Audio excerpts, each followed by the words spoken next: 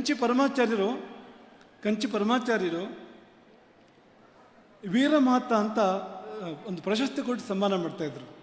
ಅನೇಕ ಮಕ್ಕಳನ್ನು ಹೆತ್ತ ತಾಯಿಗೆ ಅವರು ವೀರಮಾತ ಅಂತ ಪ್ರಶಸ್ತಿ ಕೊಟ್ಟು ಸನ್ಮಾನ ಮಾಡ್ತಾಯಿದ್ರು ಕಂಚಿ ಮಠದಲ್ಲಿ. ನಮಗೂ ಅದನ್ನು ಮಾಡೋ ಮನಸ್ಸಿದೆ, ನಮ್ಮ ಮಠದಲ್ಲಿ ನಮಗೂ ಅದನ್ನು ಮಾಡೋ ಮನಸ್ಸಿದೆ. 3 ಮಕ್ಕಳಿದ್ದರೆ ನೀವು ಈ ಸನ್ಮಾನಕ್ಕೆ ಅರ್ಹರಾಗ್ತೀರಿ ನಮ್ಮಿಂದ. 5 ಮಕ್ಕಳಿದ್ದರೆ ಧನ್ಯ ಜನನೇ ಒಳ್ಳು ಅಂತ. ಆದರೆ 5 ಮಕ್ಕಳಿರೋರು ನಮ್ಗೆ ಗೊತ್ತಿಲ್ಲ, ಇಡೀ ಸಭಾಂಗಣದಲ್ಲಿ ಯಾರಾದರೂ ಒಬ್ಬರಿಬ್ಬರು ಕೂಡ ಇರಲಿಕ್ಕಿಲ್ಲ ಅಂತ. ಹಳೆ ತಲೆಮಾರು ಇರ್ಬೋದು, ಹೊಸ ತಲೆಮಾರಲ್ಲಿ ಇಲ್ಲ ಅಂತ. ಒಂದೇ ಮಾತನ್ನು ಹೇಳಕ್ಕೆ ಇಷ್ಟಪಡ್ತೇವೆ, ನಿಮಗೆ ಮಕ್ಕಳು ಬೇಡವಾದರೆ ಪರವಾಗಿಲ್ಲ, ನೀವು 3ನೇ ಮಗು ಪಡ್ಕೊಳ್ಳಿ. ಆ 3ನೇ ಮಗುವಿನ ಜವಾಬ್ದಾರಿ ರಾಮಚಂದ್ರಾಪುರ ಮಠದ್ದು. 3, 4, 5ನೇ ಮಕ್ಕಳನ್ನ ನೀವು ಪಡ್ಕೊಳ್ಳೋದಾದರೆ, ನೀವು ನಗ್ತಾ ಇದ್ದೀರಿ ಗೊತ್ತು ನಮಗೀಗ. ಆ ಮಕ್ಕಳನ್ನ ಪಡ್ಕೊಳ್ಳೋದಾದರೆ ನಿಮ್ಮ ಮಕ್ಕಳ ವಿದ್ಯಾಭ್ಯಾಸ, ನಿಮ್ಮ ಮಕ್ಕಳ ಉದ್ಯೋಗ, ನಿಮ್ಮ ಮಕ್ಕಳು ಒಂದು ಸ್ಥಿತಿಗೆ ಬರುವಂಥ ಎಲ್ಲವೂ ಕೂಡ ನಿಮ್ಮ ಮಕ್ಕಳಿಗೆ ನಾವೇ ತಾಯಿ ತಂದೆ ಆಗ್ತೇವೆ, ಮಠನೇ ತಾಯಿ ತಂದೆ ಆಗ್ತದೆ.